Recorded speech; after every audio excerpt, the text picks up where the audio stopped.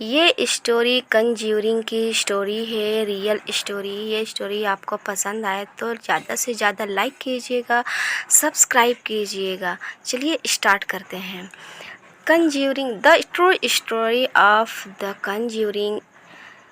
आप सभी लोगों में से ज़्यादातर लोगों को यह पता होगा कि द कंज्यूरिंग स्टोरी एक सच्ची घटना पर आधारित एक स्टोरी है, एक फिल्म है। इस घर में एक हंसता खिलता परिवार एक घर में रहने के लिए आता है जो कि भूत पिशाच और आत्माओं की चपेट में था।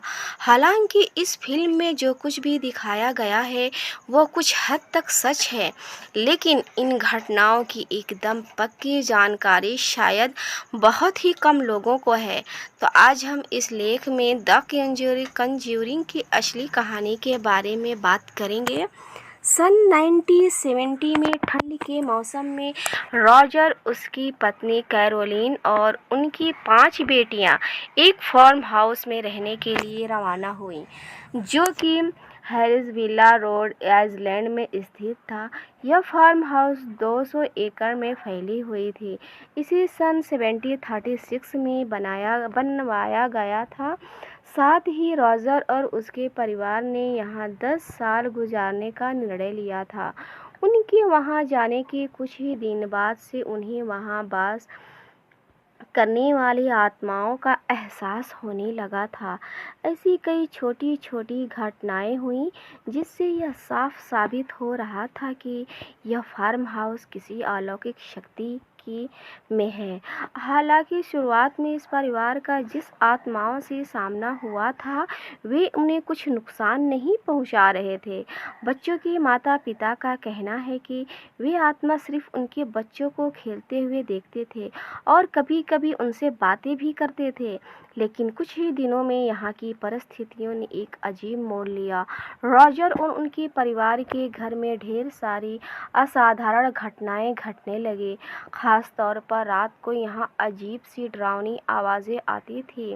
घर में दीवार पर लगे फोटोज़ का अपने आप गिर जाना, सामानों का जगह बदल जाना, यहाँ तक कि कई बार बच्चों की बेड हवा में तैरने लगती थी। इन सारी हरकतों से यह परिवार काफ़ी घबराने लगी। उन दिनों रातों घर के हॉल में आत्माओं का बसेरा था, खास तौर पर छोटे बच्चों की आत्माएं जो कि इस परिवार को रात भर सोने नहीं देती थी।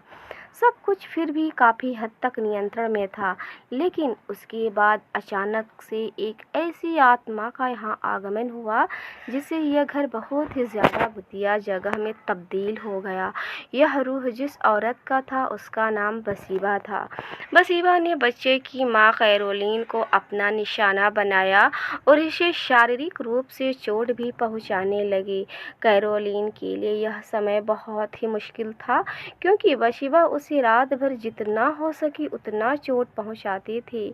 एक ऐसा भी समय आया जब इस आत्मा ने कैरोलीन के बीच रात में नींद से उठाकर शैतानी आवाज़ में ज़ोर ज़ोर से घर से बाहर जाने को बोली।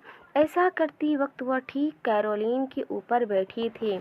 इस परिवार द्वारा बताया गया है कि यह रूह देखने में बहुत ही ज़्यादा डरावनी थी और इसका सिर गले की बाईं तरफ लटका हुआ रहता था, मानो कि जैसे गर्दन को मोड़ मरोड़ कर तोड़ा गया हो। कैरोलीन ने ऐसे ही बताया है कि वह उसे सोई या फिर असही किसी नुकीली चीज़ों से बार बार चुभाती थी और कई बार उसके बिस्तर को ज़मीन में हवा में तैराने लगती थी। ऐसे कुछ दिनों तक चला और उसके बाद अचानक से यह सब कुछ होना बंद हो गया। बसीबा अब कैरोलीन को नुकसान पहुंचाने की बजाय उसके शरीर को अपने काबू में करने लगी थी। वह उसके शरीर में धीरे धीरे अपना अधिकार जमाने में कामयाब भी होने लगी थी।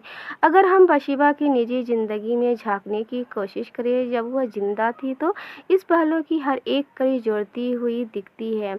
बसीबा की स्टोरी हम अगले वीडियो में लेकर के आएंगे। तब तक के लिए बाय बाय, अल्लाह हाफिज़।